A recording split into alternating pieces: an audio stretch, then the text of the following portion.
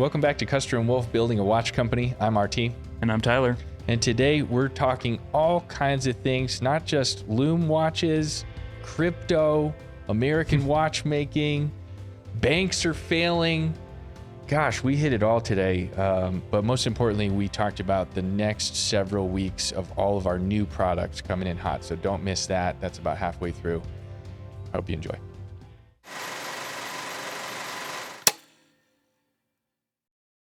All right, so we didn't get a whole lot of questions on our last YouTube video, but someone actually took our advice and emailed us a question.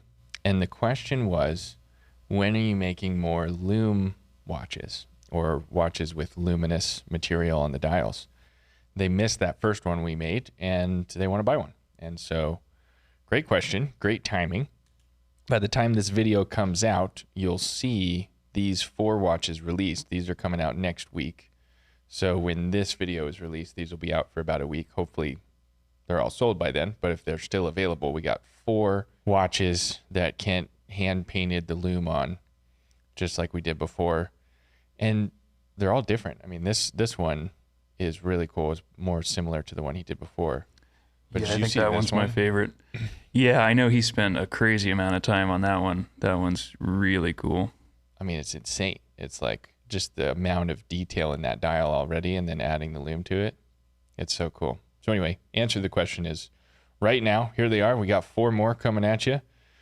And if you like this idea of adding Lume to 100-year-old dials, let us know. Put a comment underneath here. Email us. We can certainly make more of these depending on how fast they sell. Is really dependent on how much more we make. Exactly. Yeah, we'd love to get some feedback on these because we think they're super cool. So we'd love to hear what you guys think. Yep.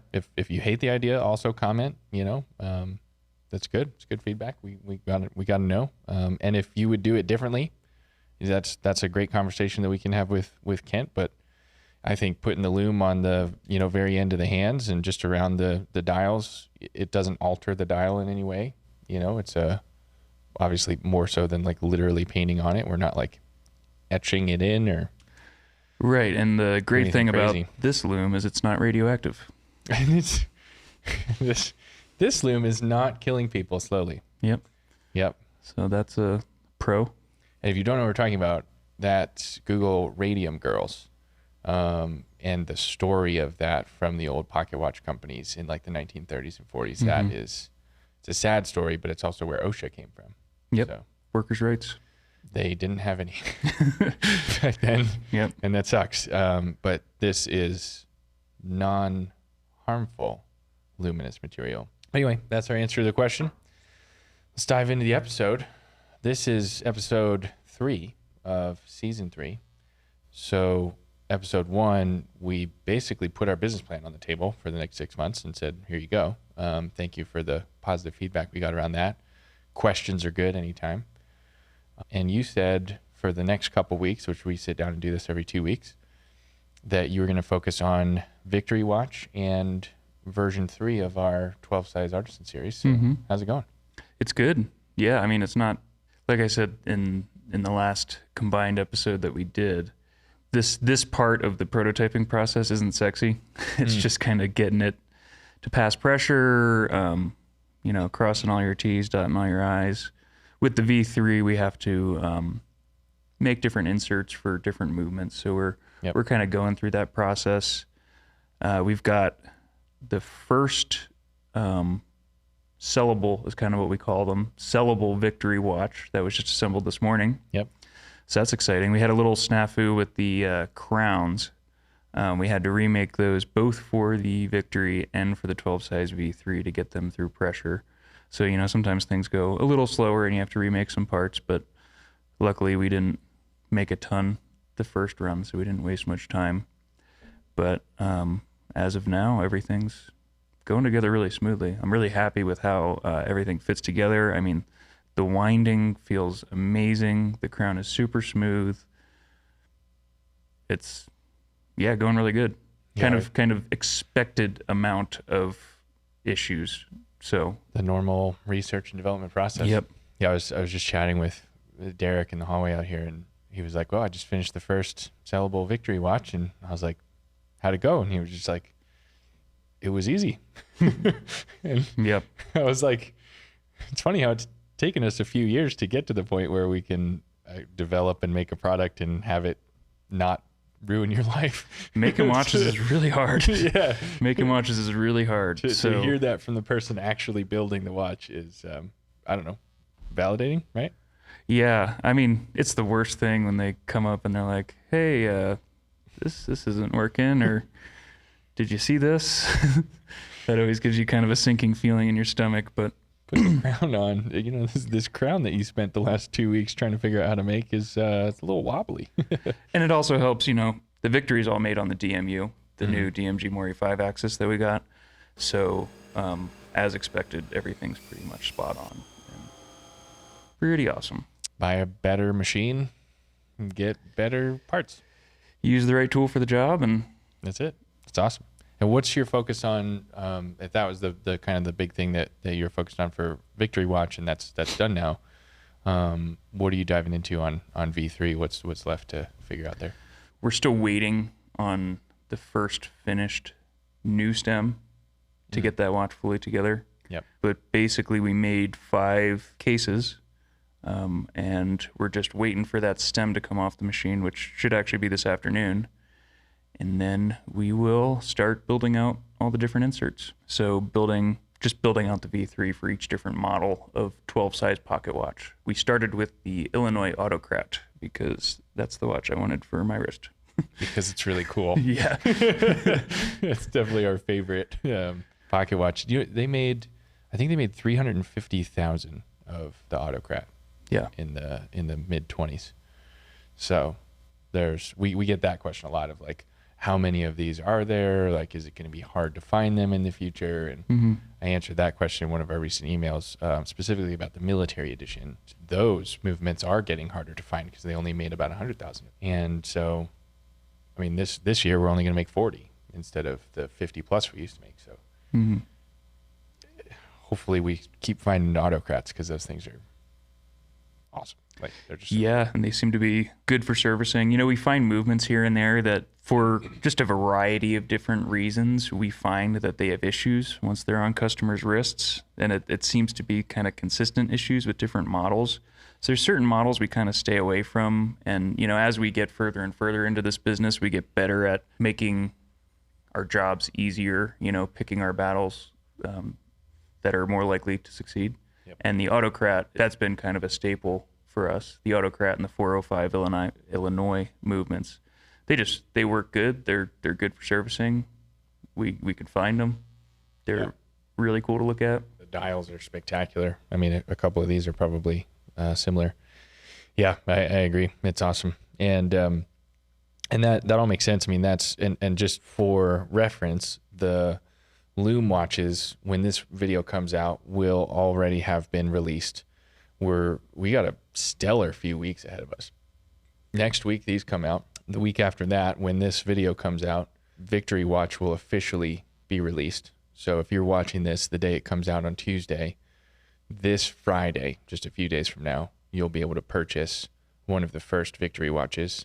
And if you remember, those are the 43 millimeter Artisan Series watches using Hamilton movements. And you can find out about that at vorticwatches.com/victory. We won't have very many, 3, 4, maybe.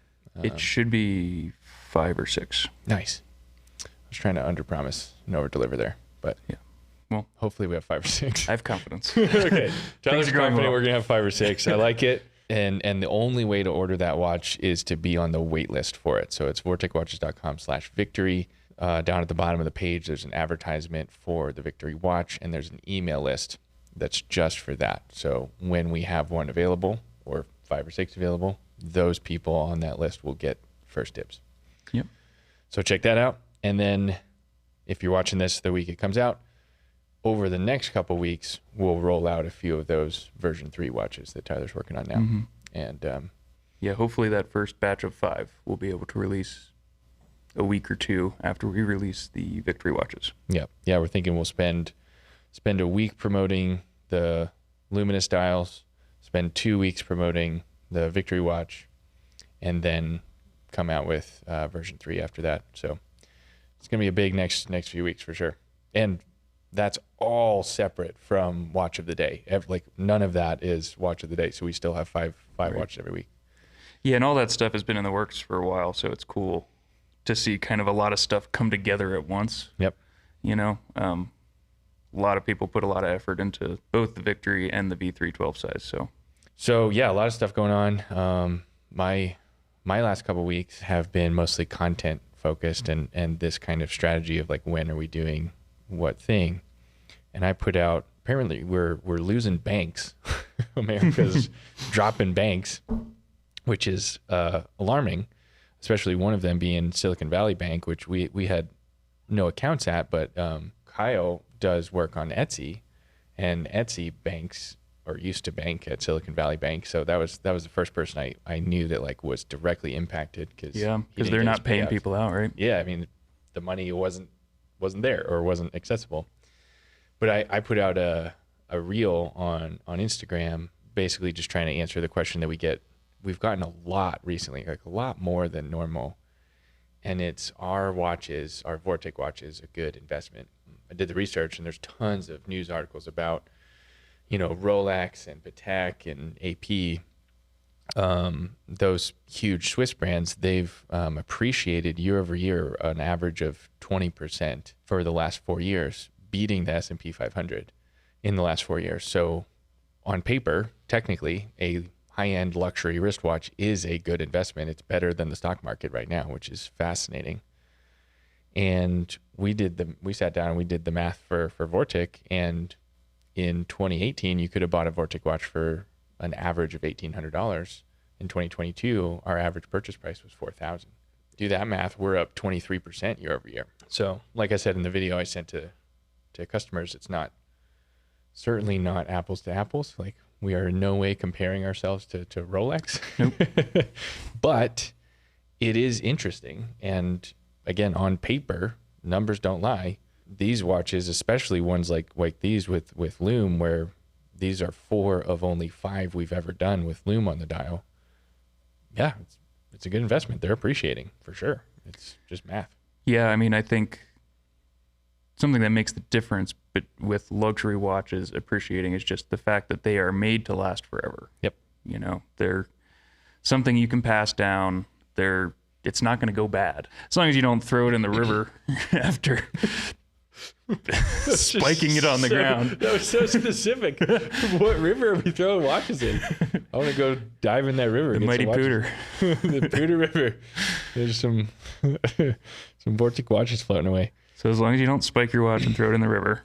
Don't throw these at the ground and don't throw them in the river. Otherwise, they're going to last forever. And even if you do throw them in a river or drop it on the ground, we can fix them, which is, I think that's what you're getting at, is like, and that's what I talked about in that reel I made, which is, my opinion is that Silicon Valley Bank and that Signature Bank and those other ones, they went under due to like how involved they were in tech and crypto and things like that. And I just think that there's a huge difference between an intangible asset and a tangible asset. Watches are a tangible asset. It's something you can see, you can hold. It's going to last forever, especially if it's built right, which we do. And I think people perceive that exact process with like a Rolex, where it's like vintage Rolex is ridiculously valuable right now because it'll last forever and people trust the brand and the process and they can see it and hold it in their hands. So it's a good investment. Yeah, I mean, how many times have you seen Warren Buffett say crypto doesn't produce anything? There is nothing there to have value except for being money. And that's something that I love about our business is we have a physical product. Somebody asks, what do you do? What do you produce? Or this. Yeah, it's where we're carrying it with us all the time. Yep. And we can show you. I just think watches have appreciated at a similar rate to, I mean, you mentioned Buffett, real estate. Like they're up. People are still buying them. People are still paying a lot of money for them. And I think it's because they know they'll last forever. And it is perceived as an investment, not just a luxury purchase. Mm-hmm. And for us too, you're getting something that's one of a kind. Exactly. And that's why I think you can't compare a Vortic watch to a Rolex or a Swiss brand because they're making millions of units a year. We make hundreds. But that's I think the biggest differentiator we have is especially a watch like this. It's one of a kind. You're never going to see it again. And so that does inherently hold its value better. That's what I've been working on, just creating content. It's good. You've been posting some good stuff. It's interesting. It's I think fun. people are liking it. I think the only problem we have right now is an audience problem. Like, people just don't know we exist. Like, someone has to go scream from the mountaintops and tell people we exist, and that's me. So if you also like this content and want to see more of it and have specific questions that we can answer, comment on this video, send us emails, and we can produce all kinds of different video content. This is fun, and it's just kind of normal process for us now. And speaking of that, we got a really cool email from someone who we perceive, and a lot of people I think would perceive to be a competitor of ours, Cameron Weiss. Sent us a really kind email and said, hey, I'm doing a similar YouTube show to what you guys are doing. Do you want to collaborate? Obviously, we were like, yeah, I mean, that's cool. Like, Yeah. there's only a couple American wristwatch manufacturing companies, and he's one of them. So we got to clean the shop Yeah. before a master watchmaker comes in. Yeah, we're excited to have him. I think that's going to be a really fun day. Super fun. The plan is, at least, for him to do an episode about us, and we're going to also interview him for our show. Good old-fashioned collaboration. Yeah, it'll be a really fun day. You know, there's not a ton of American watchmakers around, especially American watchmakers that, you know, are younger, doing YouTube, things of that nature. I think you were in Cameron's shop in LA years ago, right? Forever ago. Yeah. What, 5 years? Yeah, it was probably 2015, 2016. Yeah, I don't even know. I'll have to scroll back through Instagram and find the selfie I took with him.